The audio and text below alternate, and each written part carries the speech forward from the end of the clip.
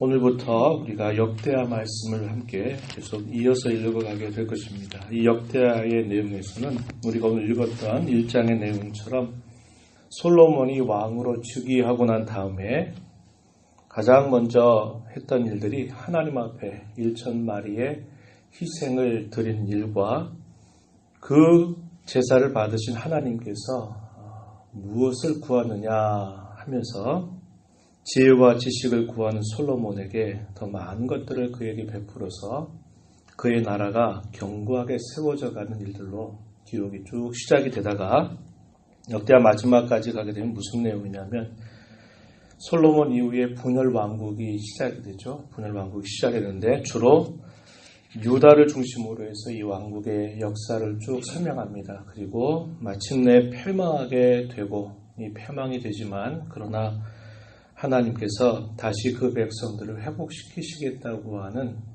소망의 약속으로 이 역대하 말씀이 마무리가 되게 됩니다.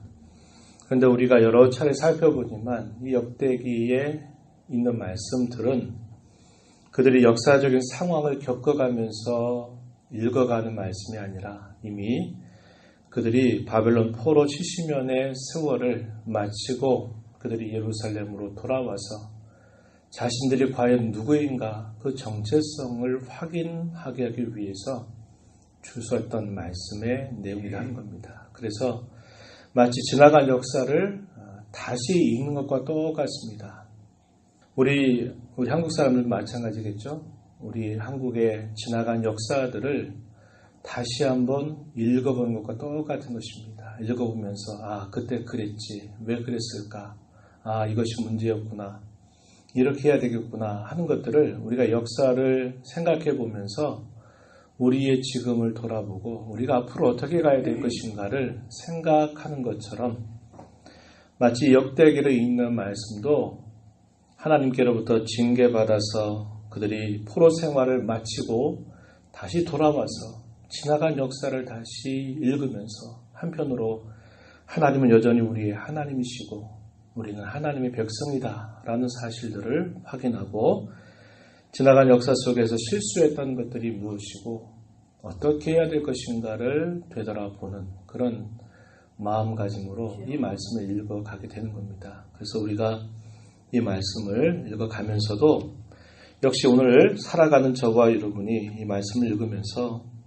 옛적에 하나님을 섬겼던 백성들의 과거의 모습을 돌아보고 내가 서 있는 우리의 자리, 거기가 어딘가를 살펴보면서 어떻게 바르게 하나님을 섬겨가야 될까를 끊임없이 생각할 줄 아는 그런 지혜로움을 우리가 잘 배워야 되겠습니다. 오늘 1장의 내용으로 이제 들어가서 보게 되면 이 솔로몬의 왕위가 견고해졌다 이렇게 표현합니다. 그 이유는 하나님께서 그와 함께 하시기 때문이다. 이렇게 설명합니다. 1절 말씀에 가서 보면 다윗의 아들 솔로몬의 왕위가 견고하여 가며 그의 하나님 여호와께서 그와 함께 하사 심히 창대하게 하시니라. 이것은 하나님께서 그의 아버지였던 다윗에게 약속하셨던 확고한 언약의 내용입니다. 내 왕위를 영원히 견고하게 하겠다 하시는 말씀대로 하나님께서 이 솔로몬의 왕위를 견고하게 세워주신 것이고 다윗이 하나님을 사랑하고 하나님을 그토록 따르기를 간절하게 소망했던 것처럼 솔로몬 또한 아버지의 그 신앙의 걸음을 배워서 그 걸음을 따라가려고 하는 이 솔로몬의 순종이 잘 어우러지게 되면서 심히 창대한 결과가 나타나게 됨을 우리가 보게 됩니다.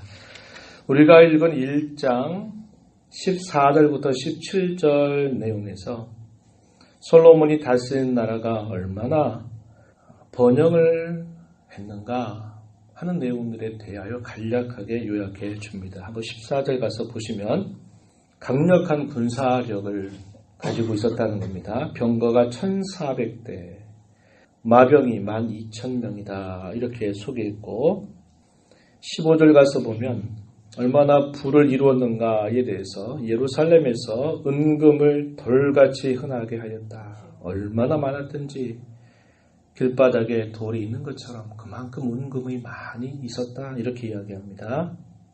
백향목, 그 소중하고 귀한 나무를 외국에서 데려와야 할 텐데 그 백향목이 평지에 뽕나무같이 많았다. 그 소중한 나무가 우리가 일상 속에서 보는 나무와 같이 그렇게 많았다. 이게 뭘 말할까요? 그만큼 많은 부귀를 누리는 왕국이 되었다는 것을 이렇게 설명을 해주고 있는 것입니다. 그래서 하나님께서 솔로몬이 왕이 된 이스라엘 나라를 견고하게 세우실 뿐만 아니라 심히 창대하게 하는 귀한 은혜를 베푸셨다. 이렇게 설명을 해줍니다. 솔로몬이 왕국을 이어받아서 가장 먼저 한 일이 무엇인가? 3절 가서 보면 백성의 지도자들을 다 데리고 온 회중과 함께 어디로 가냐면 기브온 산당으로 올라갑니다. 이 기브온 산당 뭐가 있었나요?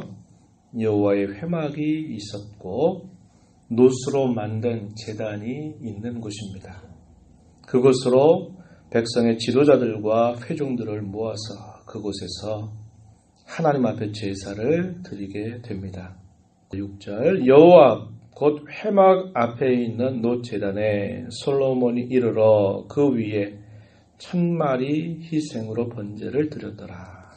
우리가 처음에 있는 개혁성경에는 1000번제다 이렇게 되니까 이 말을 많이 오해했습니다. 그래서 사람들이 1000일 동안 제사를 드린 것처럼 이야기해서 그것으로 매일마다 또 이렇게 헌금을 드려서 1000번제 헌금으로 드리는 일들까지 우리 한국 사회에 참 많이 있었습니다. 그런데 잘못된 번역이고 잘못된 이해입니다. 여기 개역 개정에서는 이 말을 바로 잡았어요. 1000마리의 희생을 여호와 하나님 앞에 드렸다 하는 겁니다. 얼마나 많은 양으로 하나님 앞에 제사를 드렸는가 이것을 우리가 보게 되는데 이보다 더 중요한 게 뭘까요? 하나님을 향한 사랑, 하나님을 향한 그의 마음의 중심이 이렇게 향하고 있음을 우리가 보게 되는 것입니다. 이것은 솔로몬에게 처음 시작된 게 아닙니다. 우리는 1000마리의 희생을 하면 솔로몬이 처음 시작한 것으로 아는데 사실 그렇지 않습니다. 다윗이, 그의 아버지였던 다윗이 이미 그러한 일들을 한 것입니다. 무엇 때문에요? 하나님을 향한 그의 사랑과 하나님을 섬기고자 하는 그의 진실한 열망을 가지고서 하나님 앞에 그렇게 행했습니다. 한번 우리가 읽었던 성경을 한번 보십시오. 역대상 29장 21절 말씀 바로 앞부분에 있으니까 한번 보십시오. 바로 앞에 읽었던 내용입니다. 역대상 29장 21절 말씀 한번 보시면 이튿날 여호와께 제사를 드리고 또 여호와께 번제를 드리니 수송아지가 1000마리요 수량이 1000마리요 어린 양이 1000마리요 또 그 전제라. 온 이스라엘을 위하여 풍성한 제물을 드리고 이날에 무리가 크게 기뻐하여 여호와 앞에서 먹으며 마셨더라.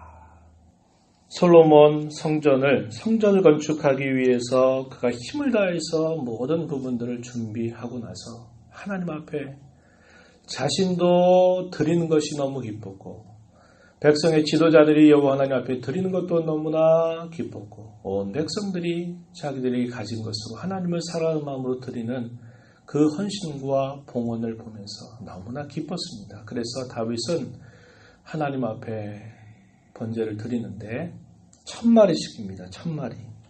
더 크게 드렸던 것이죠. 수송아지 1000마리, 수량 1000마리, 어린 양 1000마리로 하나님 앞에 번제를 드렸습니다.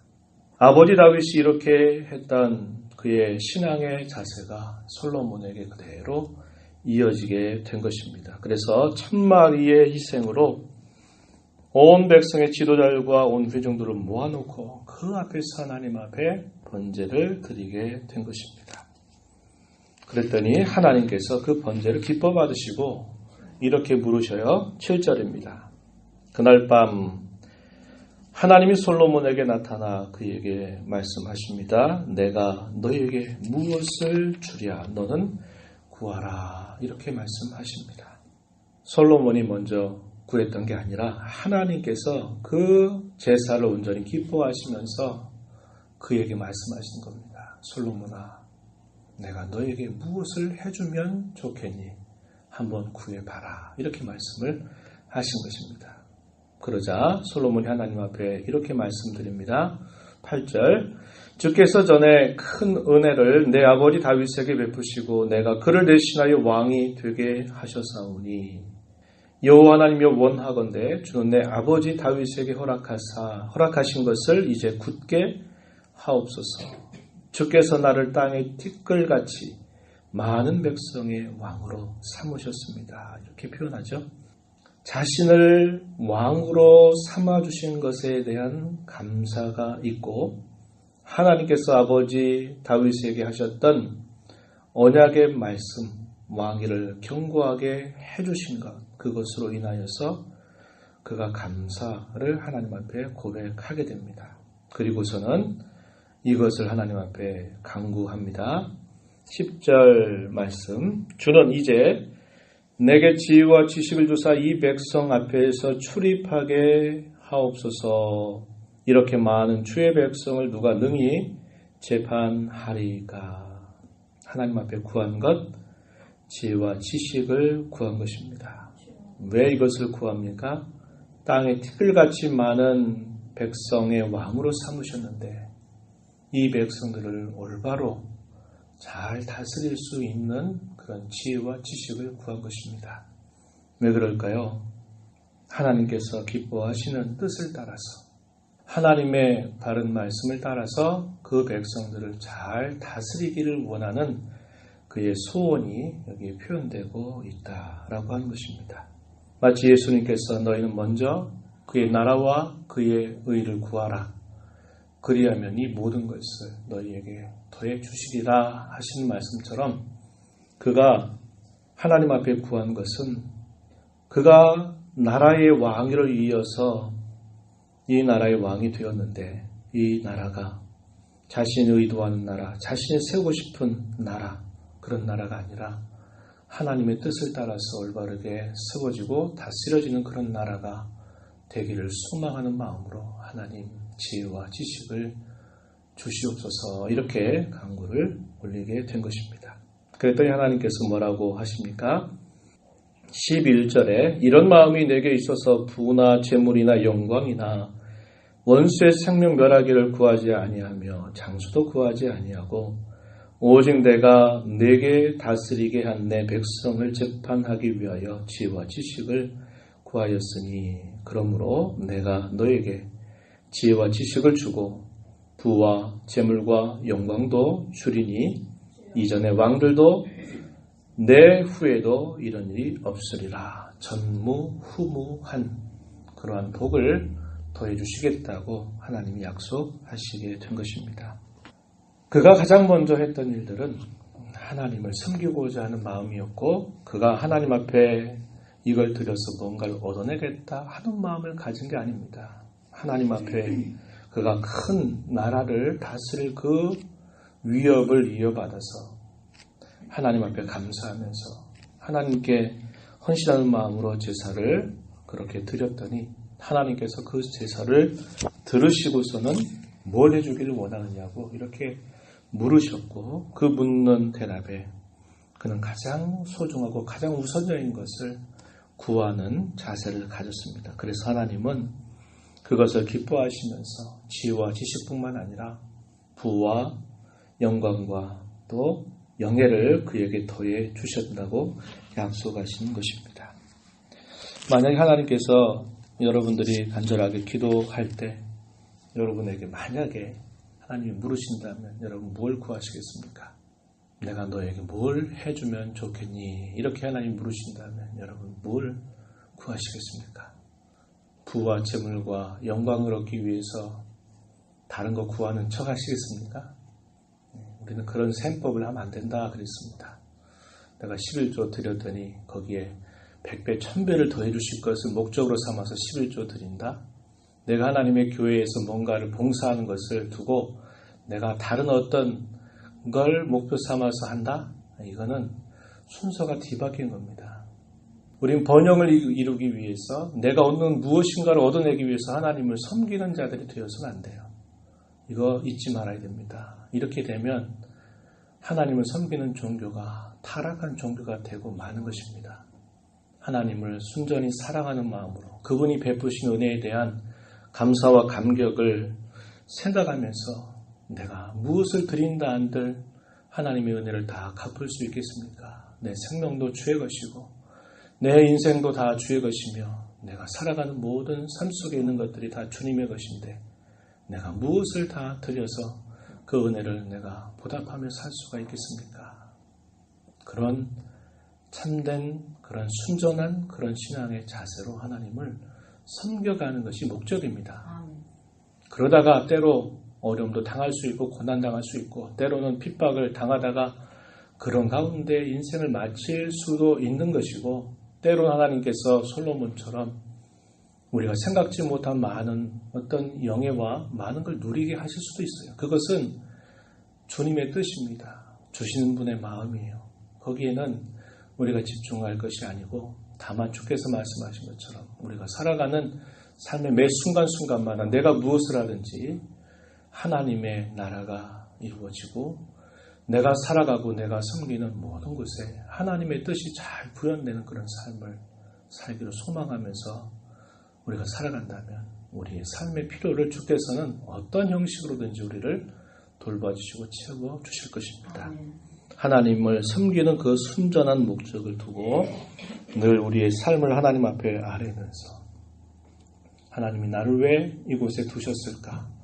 나에게 왜 이런 것들을 주셨을까? 나를 왜 이 자리에 하나님이 세우셨을까? 할 때 항상 그 목적, 그 뜻을 하나님 앞에 집중해서 살아가게 되는 저와 여러분 모두가 되기를 진심으로 축복합니다.